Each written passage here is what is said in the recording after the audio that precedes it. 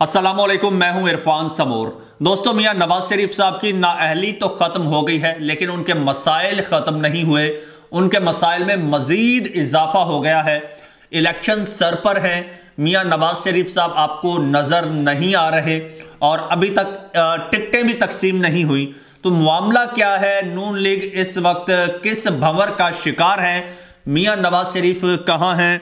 अपने क्या कर रहे हैं? ये सारी चीज़ें एक एक करके आज मैं आपको तफसील के साथ बताऊंगा।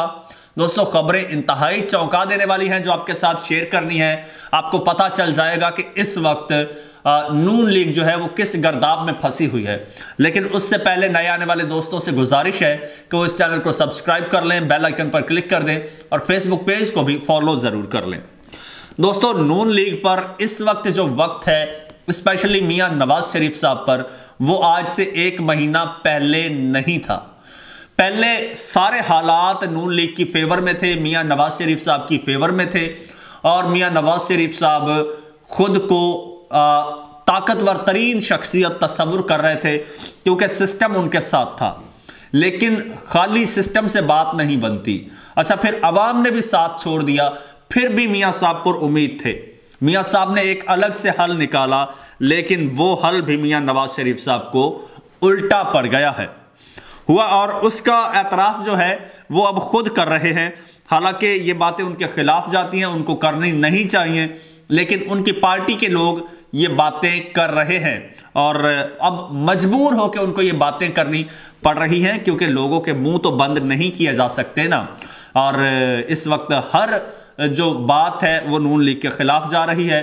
चाहे मियां साहब जो है वो उनकी नाअहली ख़त्म हो चुकी है, ये तो इतना बड़ा इशू नहीं था नाअहली ख़त्म होना, बाकी केसेस ख़त्म होना, क्योंकि ये तो सिस्टम की यकीन दहानी थी मियां साहब को कि मियां साहब ये आपको ये चीज़ें मिलेंगी। और जब मियां साहब वापस आए और सिस्टम ने उनके साथ मुकम्मल कोऑपरेट किया, मियां साहब को इंसाफ दिया सिस्टम ने, मियां साहब को इंसाफ मिल गया, सारे केसेस ख़त्म हो गए, मियां साहब की नाअहली भी ख़त्म हो गई। और लेकिन असल झटका मियां साहब को आते ही पहले दिन ही लग गया था और वो झटका था जब 21 अक्टूबर को मियां नवाज शरीफ साहब ने कबूतर फड़फड़ाते हुए मीनार पाकिस्तान पर जलसा किया था। तब अवाम ने साथ नहीं दिया था, अवाम नहीं निकली थी, अवाम ने वो रिस्पॉन्स नहीं दिया था जो मियां साहब एक्सपेक्ट कर रहे थे। तो उसके बाद मियां साहब ने अगला हल ये निकाला कि यार अवाम मेरे साथ तो नहीं है। तो मियां साहब ने कहा एक बार और चेक कर लिया जाए। तो मियां साहब ने एक सर्वे करवाया कि हम देखें तो सही कि हमारा यहाँ पर जो है कितना वोट बैंक है, हमारी पोजीशन क्या है, पॉपुलैरिटी क्या है। तो मियां साहब ने एक सर्वे करवाया। उस सर्वे में PMLN जो है वो बड़ी बुरी तरह से फ्लॉप हुई।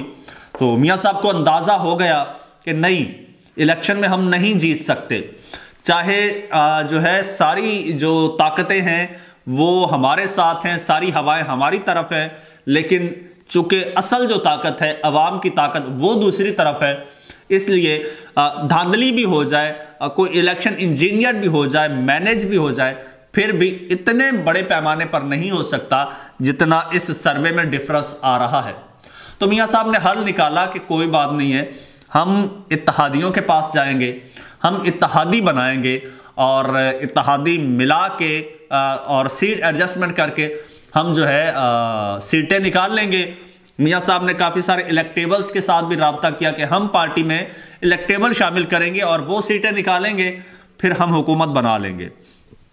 उसके लिए मियां नवाज शरीफ साहब इस्तेहकाम पाकिस्तान पार्टी के पास भी गए, मियां नवाज शरीफ साहब काफ लीग के पास भी गए, छोटी छोटी पार्टियों के पास मियां साहब को जाना पड़ा।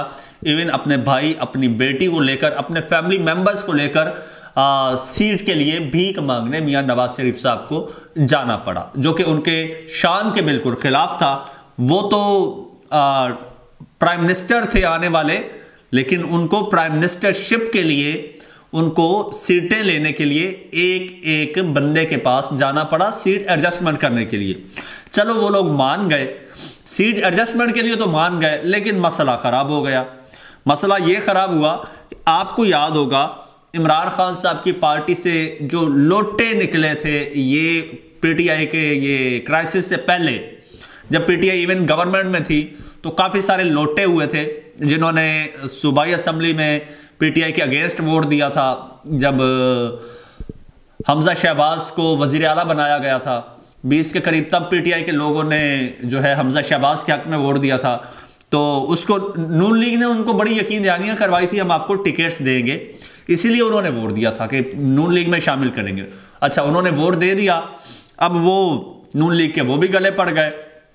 विफाक में जब वोट ऑफ नो कॉन्फिडेंस हुआ था तो बहुत सारे लोग उस वक्त भी पीटीआई छोड़कर नून लीग की तरफ आए थे। नून लीग ने उस वक्त तो वेलकम कहा था, मकसद इमरान खान साहब की हुकूमत गिराना था, लेकिन ये नहीं पता था कि बाद में ये चीज़ उनके गले पड़ जाएगी, और अब वो गले पड़ चुकी है।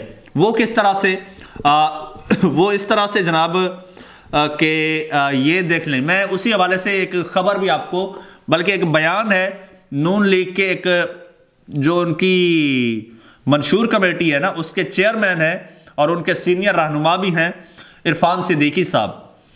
तो इरफान सिद्दीकी साहब इस हवाले से कहते हैं, जियो न्यूज़ के प्रोग्राम नया पाकिस्तान में वो बात कर रहे थे। उन्होंने कहा कि नून लीग को इस वक्त टिकटों की तकसीम में मुश्किलात का सामना है और हम इंतखाबी मुहिम चलाने में भी पीछे हैं। अब टिकटों की तकसीम में क्या जो है वो मुश्किलात का सामना है वो भी आपको बता देता हूँ। वो ये मामला है कि वो मामला दो तरह के हैं। एक तो ये कि ये जो मियाँ साहब के इत्तेहादी हैं, इत्तेहादियों को मियाँ साहब ने जो है वो कुछ हलकों में अपने कैंडिडेट्स खड़े नहीं कर रहे, उनको जितवा रहे हैं, उनको सपोर्ट कर रहे हैं, वहाँ पे अपने कैंडिडेट खड़े नहीं कर रहे। और दूसरा ये है कि अब जो लोटे थे उनको भी एडजस्ट करना है। अगर लोटों को टिकट देते हैं तो जो अपने लोग हैं उन्हीं हलकों से वो कहाँ जाएं? तो ऐसे में वो लोग भी तपे हुए हैं और उनमें बड़े बड़े नाम हैं, अयाज सादिक जैसे नाम हैं और बहुत सारे नाम हैं जो गुज़श्ता वीलॉग में मैंने आपके साथ शेयर किए थे। वो लोग अब तपे हुए हैं, वो लोग नून लीग से नाराज़ हैं। वो कहते हैं अगर हमें टिकट नहीं मिला, ये हमारे हलके हैं, हमें टिकट नहीं मिला तो हम नून लीग छोड़ जाएंगे। और जो लोटे हैं वो लोटे ये डिमांड कर रहे हैं कि हमारे साथ आपकी कमिटमेंट थी, लिहाजा हमें आपने टिकट देना है। तो अब ये दोनों सूरतों में मियाँ साहब जो है वो फंस गए हैं। अगर मियाँ साहब इत्तेहादियों को छोड़ते हैं, अपने लोगों को टिकट देते हैं, इत्तेहादी अलग हो जाएंगे और वो इत्तेहादी अलग हो जाएंगे तो मियाँ साहब नहीं चल पाएंगे। और मियाँ साहब लोटों को टिकट्स देंगे तो वो अपने लूट जाएंगे, और अगर अपनों को टिकट्स देंगे तो वो जो लोटे हैं उनका क्या बनेगा, जिनके साथ कमिटमेंट हुई है, बाकायदा मुआहदे हुए हैं। राजा रियाज जैसे लोग, राजा रियाज साहब ने तो खैर बहुत कुर्बानियाँ दी, बहुत कुर्बानियाँ दी। मैं कहता हूँ मियाँ साहब अपने सारे लोगों को टिकट्स ना देना, इवन शहबाज शरीफ साहब का टिकट जो है वो भी राजा रियाज को देना पड़े तो वो डिजर्व करते हैं, क्योंकि राजा रियाज साहब ने बहुत काम किया, पूरी दुनिया ने देखा। तो इसलिए उनको टिकट मियाँ नवाज शरीफ साहब ज़रूर दें। ये मैं मियाँ नवाज शरीफ साहब से मैं भी जो है ये सिफारिश करूँगा राजा रियाज साहब की, कि राजा रियाज साहब की बड़ी खिदमात हैं ओपोजिशन लीडर के तौर पर। जिस अंदाज में उसने ओपोजिशन की है कौमी असम्बली में, मैं कहता हूँ कमाल। इस तरह का दबंग ओपोजिशन लीडर आज तक आया ही नहीं। इसलिए सारे लोटों को टिकट्स ना दें, लेकिन राजा रियाज साहब को दें टिकट्स, क्योंकि बाकी लोगों ने तो जलील होना ही है। वो खान साहब ने कहा था ना कि जो मुझे छोड़ के जा रहे हैं तो इनका कुछ नहीं बनेगा, ना उधर से ना उधर से। तो अब वो तो जलील हो गए, लोटे तो जलील हो गए। वो कहते हैं ना कि जिन्हें खान साहब ने सताया उन्हें रिक्शा ही चलाया, उन्हें कुछ नहीं पाया। उनके हाथ कुछ नहीं लग रहा, लोटों के हाथ। लेकिन मसला ये बना है कि अपने भी नाराज़ हो गए, और दूसरी जानिब बात यह है कि उन हलकों में लोटे भी, इतनी तो उनका वोट बैंक था ना कि वो मुंतखब हुए थे। अब मियाँ साहब वो इलेक्टेबल्स हैं, अब मियाँ साहब यहाँ पे बुरी तरह से फंस गए हैं। एक ये सीन है। दूसरी बात ये है कि मियाँ साहब की घर में भी दाल नहीं गल रही। लास्ट टाइम जब टिकटों की तकसीम का मामला आया था, जब इंटरव्यूज़ हो रहे थे, बल्कि जब मखसूस नशिस्तों पर टिकट्स दिए गए, तो मियाँ साहब ने कुछ ऐसे लोगों को टिकट्स दिए जिस पे शहबाज शरीफ साहब, उनके साहबजादे हमजा शहबाज साहब, वो बहुत जो है वो हैरान हुए और बड़े नाला भी हुए, क्योंकि मियाँ साहब ने अपनी लॉबी के लोगों को टिकट्स दिए जो मखसूस नशिस्तों पर ख़वातीन थी, और जो शहबाज शरीफ, हमजा शहबाज साहब की लॉबी के लोग थे, उनके करीबी लोग थे और उनके विंग के लोग थे, उनको टिकट्स नहीं दिए। इस हवाले इवन यहाँ तक कि इससे पहले 2018 के इलेक्शन में या उससे भी पहले हमजा शहबाज साहब जो हैं उनका एक इंपॉर्टेंट रोल होता था इन टिकटों की तकसीम में, लेकिन इस बार हमजा शहबाज साहब को भी बिल्कुल साइड से पे कर दिया गया, दीवार के साथ लगा दिया गया। हाँ, मरियम नवाज साहबा आगे आगे नजर आई, और लेकिन मियाँ साहब शायद ये भूल गए कि आज जो मियाँ नवाज शरीफ साहब को जो रिलीफ मिल रहे हैं, जो आज़ादियाँ मिल रही हैं, जो केसेस ख़त्म हो रहे हैं, ये सिर्फ और सिर्फ उनके भाई के मरहूने मिन्नत है। तो भाई के वो उस एहसान को भी मियाँ साहब ने नहीं देखा, और मियाँ साहब ने भाई को और दूसरे एहसान करने वालों को किसी को नहीं देखा। मियाँ साहब ने सारा कंट्रोल अपने हाथ में ले लिया।